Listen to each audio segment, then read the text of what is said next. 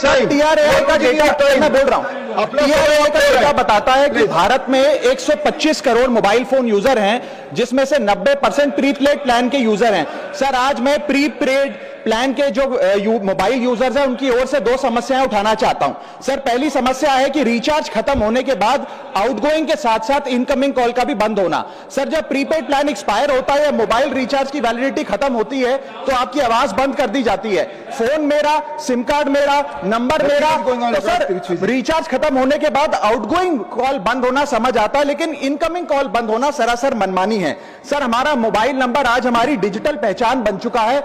Essential communication जैसे कि UPI payment, banking, OTP, train ticket OTP, PAN Aadhaar authentication, interview का call, hospital का call, मां बाप का गांव से कॉल, तमाम चीजें इनकमिंग कॉल और इनकमिंग एसएमएस से आती है, और वो इसलिए बंद कर दिया जाता है कि इंसान एक रिचार्ज कराना भूल गया।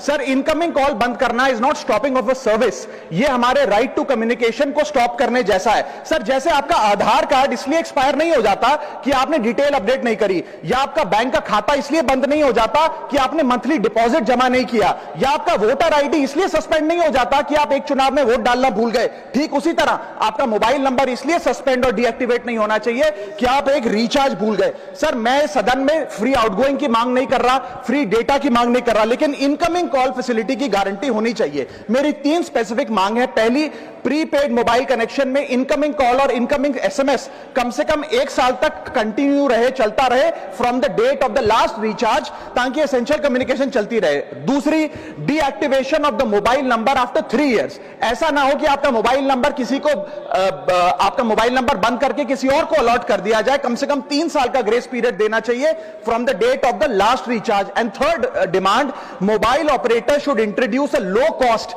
Incoming only plan. वो लोग जो सिर्फ इनकमिंग के लिए फोन रखते हैं उनके लिए, जैसे कि 10 रुपए में 180 दिन की इनकमिंग कॉल की फैसिलिटी, इस प्रकार की स्कीम्स मोबाइल ऑपरेटर को लानी चाहिए। दूसरी समस्या जो प्रीपेड कस्टमर्स फेस करते हैं वो है टेलीकॉम ऑपरेटर का 28 दिन का मंथली रिचार्ज। साल में सर महीने 12 होते हैं, लेकिन 28 दिन की रिचार्ज के माध्यम से 13 टाइम्स रिचार्ज कराना पड़ता है। कैसे सर? 28 दिन into 13 times is equal to 364 days. ये एक बड़ी क्लेवर स्ट्रैटेजी है, जिसके चलते आपको फीलिंग 30 दिन की देते हैं, लेकिन आपसे डीलिंग 28 दिन की करते हैं। सर, दुनिया में हर जगह बिलिंग साइकिल कैलेंडर मंथ के हिसाब से होती है, 30 या 31 दिन। आपको मंथली सैलरी, लैंडलॉर्ड का रेंट, बैंक की ईएमआई, बिजली पानी गैस का बिल, तमाम चीजें 30 या 31 दिन के महीने के हिसाब से होती हैं। लेकिन ये मोबाइल ऑपरेटर, टेलीकॉम ऑपरेटर 28 दिन के महीने के हिसाब से आपको रिचार्ज प्लान बेचते हैं, ताकि साल में एक अतिरिक्त रिचार्ज आपको मिल जाए। मैं उम्मीद करता हूं कि इसे भी समाप्त किया जाएगा।